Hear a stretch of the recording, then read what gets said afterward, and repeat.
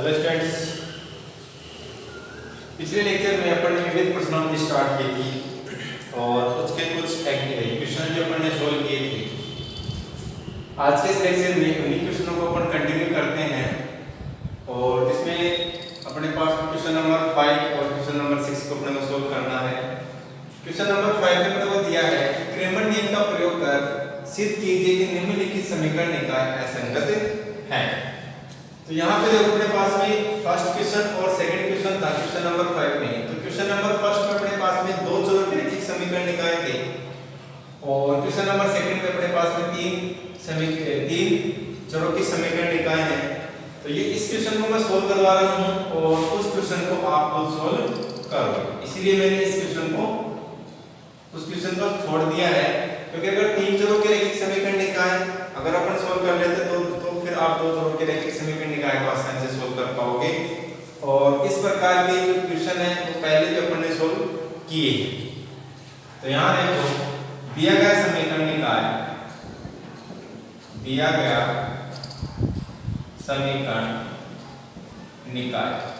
समीकरण निकाय आपको दिया है और वो है x + y + z = 1। फिर है x + 2y + 3z = 2 और ये है 3x + 4y + में 5z = 3।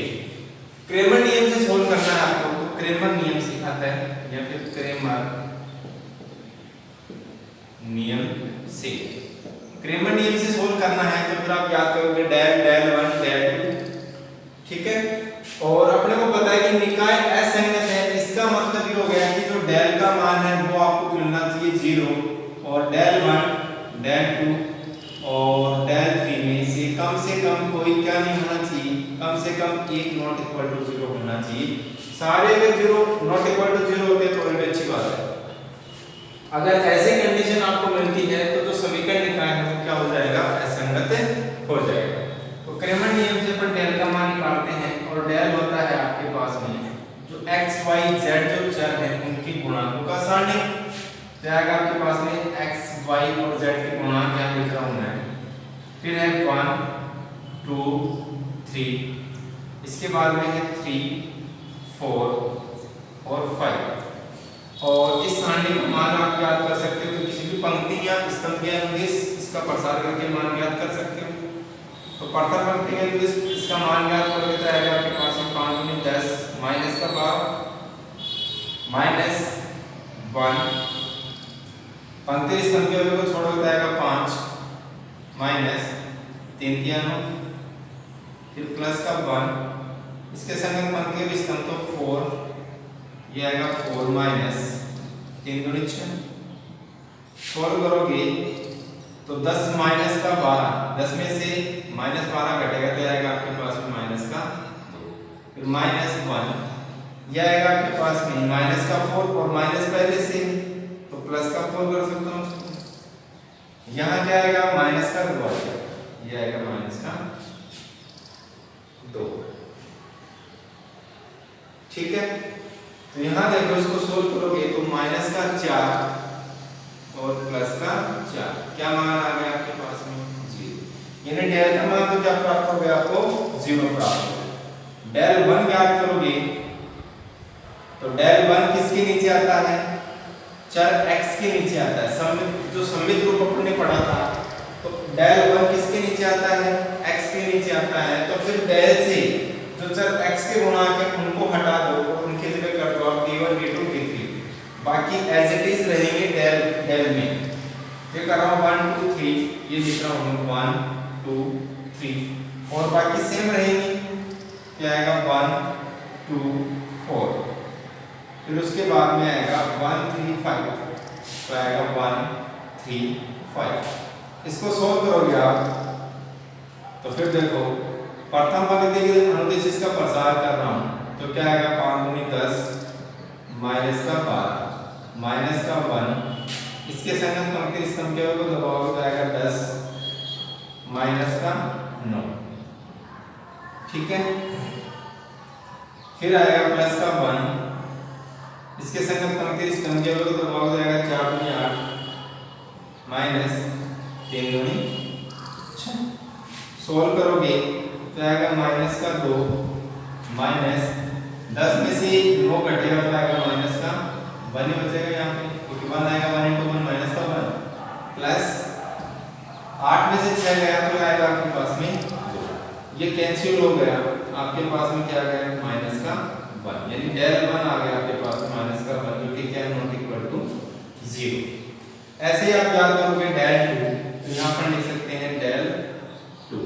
अब देखो डेल 2 किसके नीचे आता है y के नीचे आता है, तो फिर डेल में से चर y के गुणांक को हटा दो और इनके स्थान पे रख दो 1 2 3 और बाकी एज इट इज। तो ये आ गया आपके पास में 1 1 3, ये तो चर x के गुणांक है। y के जो गुणांक है उनको हटाना है तो आएगा 1 2 3, तो आएगा 1 2 3 और 1 3 5, ये आ गया 1 3 5। सोल्व करोगे इसे प्रथम पंक्ति के लिए इसका प्रसार करोगे तो आएगा 1 के संगत पंक्ति स्तंभों को हटाओगे तो आएगा 10 माइनस का 9, फिर माइनस का 1 के संगत पंक्ति स्तंभों को हटाओगे तो आएगा 5 माइनस का 9, फिर आएगा प्लस का 1 के संगत पंक्ति स्तंभों को हटाओगे तो आएगा 3 into 18 माइनस 3 दूनी 6। सोल्व करोगे तो 10 में से 9 गया 1 माइनस और 5 माइनस का 9 तो माइनस का 4 और माइनस करने से तो प्लस का 4, इधर क्या आएगा आपके पास में माइनस का 3, तो ये आ गया आपके पास में 5 माइनस 3 और बराबर में आएगा, यानी कि डेल 2 क्या आ गया आपके पास में 2 आ गया, ये भी नॉट इक्वल टू 0। फिर आप याद करोगे डेल 3। आप देखो जो डेल 3 होता है वो किसके नीचे आता है z के नीचे आता है, तो फिर डेल में से जो z के गुणांक हैं उनको हटा दो, बाकी सेम रहेंगे, इनके स्थान पे क्या रखोगे 1 2 3 रखोगे तो आएगा आपके पास में 1 1 3, फिर आएगा 1 2 4 1 2 4 और इनके स्थान पे क्या आएगा 1 2 3 आएगा, क्या आएगा 1 2 3 आएगा। प्रसार करोगे प्रथम पंक्ति के अनुदेश तो हटाओगे आएगा 3 दूनी 6 माइनस का 8 माइनस का 1, इसके संगत पंक्ति तो आएगा 3 माइनस का 6 प्लस का 1, हटाओगे तो आएगा 4 माइनस का 6, आएगा 4 माइनस का 6। सोल्व करोगे तो आएगा माइनस का 2 माइनस और ये आएगा माइनस का 3 और प्लस का 3 बन जाएगा, ये आएगा आपके पास में माइनस का 2, ये क्या आएगा आपके पास में दोबारा देखो तो आएगा माइनस का 2 माइनस का 3 तो आएगा प्लस का 3 और ये आएगा आपके पास में माइनस का 2, ये आएगा माइनस का 4 प्लस का 3, क्या आ गया आपके पास में माइनस का 1, क्योंकि क्या है नॉट इक्वल टू 0। ठीक है, इसका मतलब क्या हो गया, अतः डेल इज इक्वल टू 0 परंतु डेल 1 डेल 2 और डेल 3 वो क्या है नॉट इक्वल टू 0 है, अतः या फिर इसलिए निकाय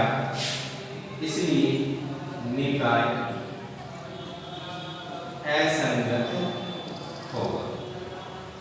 और ये अपना क्वेश्चन जो 5 का पार्ट 2 है वो कंप्लीट होता है।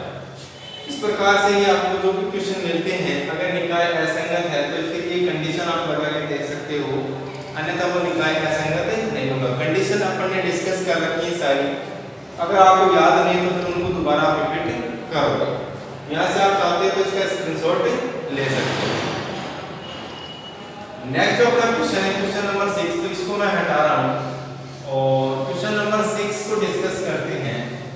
क्वेश्चन नंबर 6 में देखो आपको क्या दिया है कि एक द्वितीय क्रम का जो आव्यूह A है उसको आपको ज्ञात करना है, और जहाँ पे आपको दिया है कि जो आव्यूह A है वो मल्टीप्लाई है किसी आव्यूह से और वो दे रहा है आपको एक आव्यूह, तो फिर जो आव्यूह A है और वो द्वितीय क्रम का आव्यूह है उस आव्यूह को आपको ज्ञात करना है। तो यहाँ से देखो इसको सोल्व करते हैं अपन,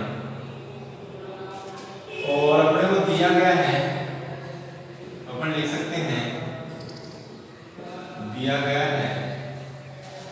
गया कि आपको एक आलू जो है वो मल्टीप्लाई है किसी आलू से, और वो है 1 माइनस का 2 1 और 4, और ये इक्वल है आपके पास में 6 0 0 6।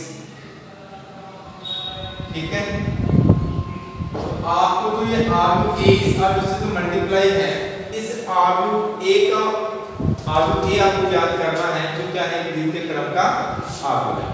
तो यहाँ देखो मैंने इसको मान लिया, इसको मैंने मान लिया कि माना, इसको मैंने आलू मान लिया बी, और वो आपके पास में है 1 माइनस 2 1 और 4। ठीक है, अतः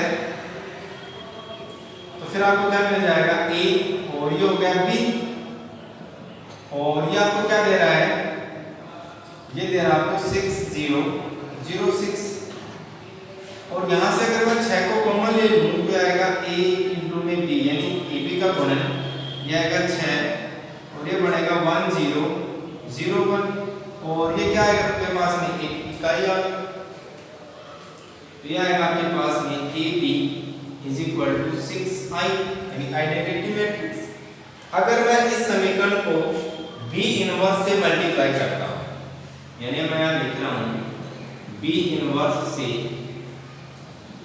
गुणा करने पर, यानी कि दोनों तरफ गुणा करोगे आप, क्या आएगा आपके पास में a b inverse b is equal to 6 b inverse i। अब देखो b इनवर्स को b से मल्टीप्लाई करोगे तो आपको देगा आइडेंटिटी, तो आएगा ai इज इक्वल टू, और b इनवर्स को अगर आइडेंटिटी से मल्टीप्लाई करोगे, यानी आइडेंटिटी मैट्रिक्स से मल्टीप्लाई करोगे, तो आपके पास में क्या आएगा b इनवर्स ही आएगा, जो आएगा आपके पास में 6 b इनवर्स। और किसी भी आलू से अगर तत्समक आलू मल्टीप्लाई होता है तो वही आलू आपको प्राप्त होता है। इसका मतलब ये हो गया कि a इक्वल टू क्या आ गया आपके पास में 6 b इनवर्स प्राप्त हो गया, और इसको अपन डाल सकते हैं समीकरण नंबर 1। अब यहाँ देखो कि आलू b आपके पास में है, और आलू b क्या है आपके पास में, ये 1 माइनस 2 1 और 4, क्योंकि अपने को b इनवर्स याद करना है, तो फिर अपन b इनवर्स याद करके अगर यहाँ प्रूव कर देते हैं तो फिर आलू जो a है वो प्राप्त हो जाएगा।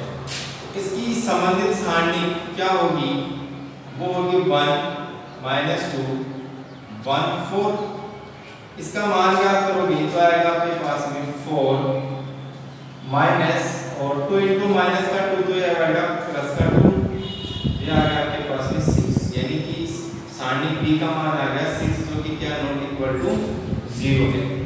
अतः b इनवर्स का अस्तित्व है, अतः b इनवर्स का अस्तित्व है, और b इनवर्स का अस्तित्व है तो फिर अपन b इनवर्स याद कर सकते हैं। तो यहाँ से सबसे पहले याद करना पड़ेगा अपने को एडजॉइंट b। अपने पास में देखो 2/2 क्रम का आलू है, तो फिर अपन डायरेक्टली इसका एडजॉइंट b याद कर सकते हैं, और वो क्या हो जाएगा, जो मुख्य विकर्ण के अवयव हैं उनका तो स्थान परिवर्तन कर दो, और जो पिछला विकर्ण है उनका चिन्ह परिवर्तन, तो 2 माइनस का क्या आएगा प्लस का, और 1 प्लस का क्या आएगा माइनस। तो ये आ गया आपके पास में एडजॉइंट b। b इनवर्स क्या होता है, तो b इनवर्स होता है आपके पास में एडजॉइंट b अपॉन में डिटरमिनेंट b। एडजॉइंट b आपके पास में है, और डिटरमिनेंट b की वैल्यू आपके पास में दी गई है, तो फिर अपने पास में b इनवर्स प्राप्त हो जाएगा। तो आपके पास में 4 2 माइनस का 1 और 1, और इसमें भागा करना है आपको b की सारणी का, आपको कितना 1 में 6, और ये आ गया आपके पास में b इनवर्स। अब देखो अगर मैं समीकरण नंबर 1 में b इनवर्स का मान रखता हूं, यहां देखो समीकरण 1 में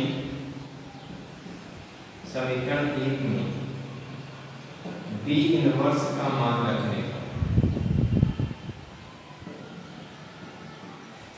या फिर समीकरण 1 पर 2 से भी लिख सकते हो। इसको अगर मैं समीकरण नंबर 2 डाल देता हूँ तो फिर हम लिख सकते हैं कि समीकरण 1 तथा 2 से, तो समीकरण ए आपके पास में a = 6 और b इनवर्स का मान याद रख सकते हो, रहेगा 1/6 और ये आपके पास में 4 2 -1 और 1, ये 6 से 6 कैंसिल हो गया, आपके पास में आलू a प्राप्त हो गया है 4 2 -1 और 1, जो कि क्या है कि तृतीय क्रम का आलू है और ये क्या रहेगा आपका आंसर रहेगा। इस प्रकार से अपन आलू की प्राप्त कर सकते हैं। अच्छा क्वेश्चन है ये भी, और इस प्रकार के क्वेश्चन कई बार पूछे भी गए हैं, तो इस प्रकार के क्वेश्चनों को आपको बिल्कुल भी छोड़ना नहीं है। आपको हर क्वेश्चन को, चाहे वो किसी भी प्रकार का क्वेश्चन है, आपको सोल्व करते हुए चलना है। तो यहाँ से आप इसका स्क्रीनशॉट ले सकते हो।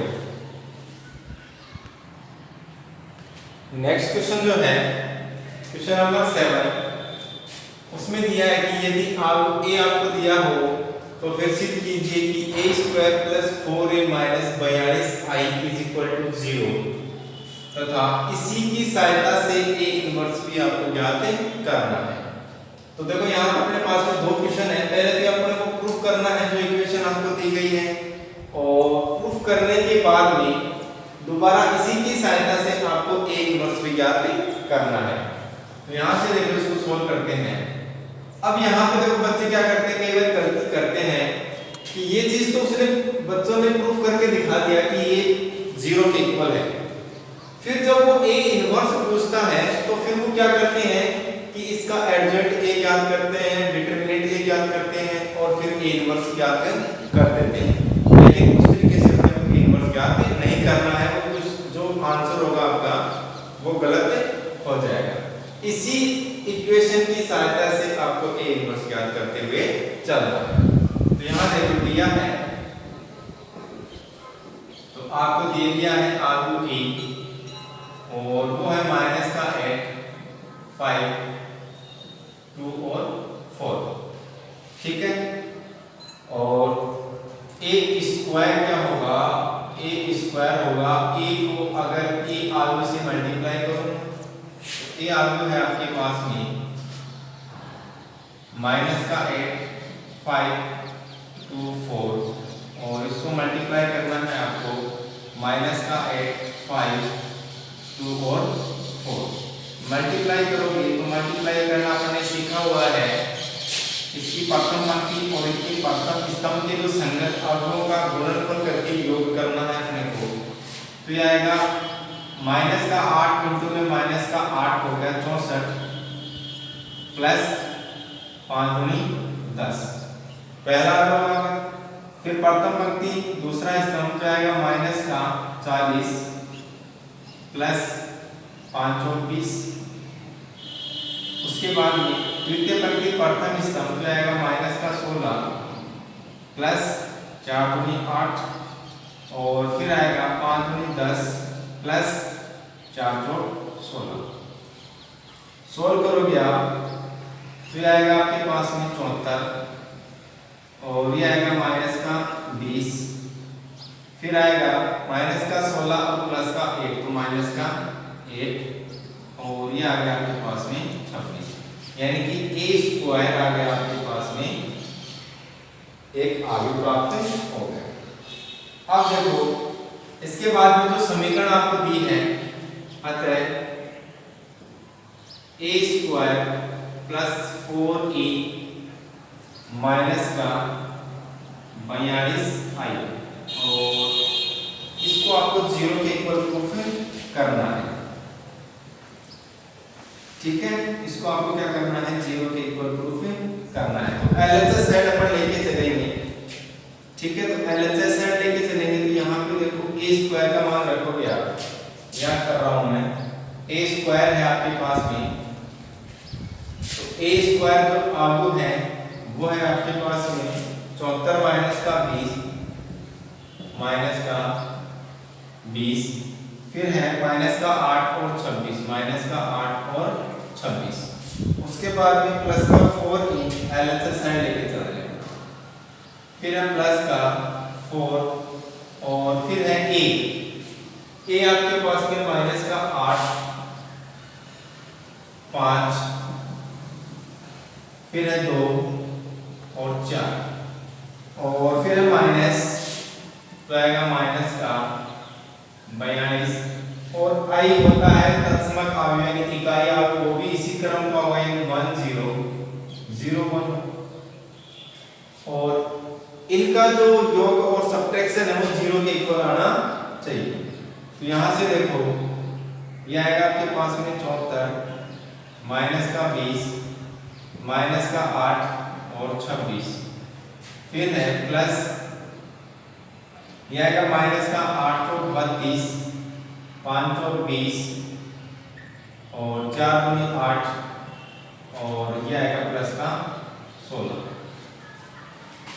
फिर है माइनस और इसको लिख सकते हैं अपन 42 0 0 और 42। यहां से देखो इसको सोल्व करते हैं तो ये देखो सोल्व करोगे तो आएगा 74 प्लस और फिर माइनस तो माइनस का 32 और माइनस का 42। एक काम करो इन दोनों आंकड़ों को जोड़ दो, आप आएगा 74 माइनस का 20 और अपन तीनों को भी जोड़ के डायरेक्टली 0 कर सकते हैं, इस चीज का भी ध्यान रखना।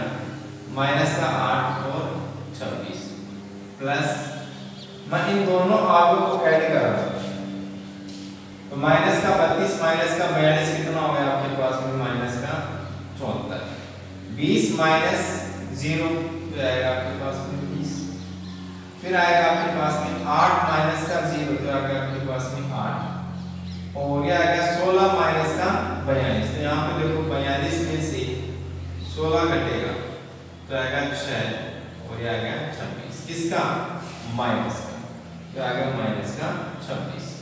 अब इनको ऐड करोगे आप तो 74 माइनस का 74 तो 0 हो गया, फिर माइनस का 20 और प्लस का 20 0 माइनस का 8 प्लस का 8 0 और 26 प्लस का और माइनस का 26 तो क्या दे दिया उसने 0 दे दिया।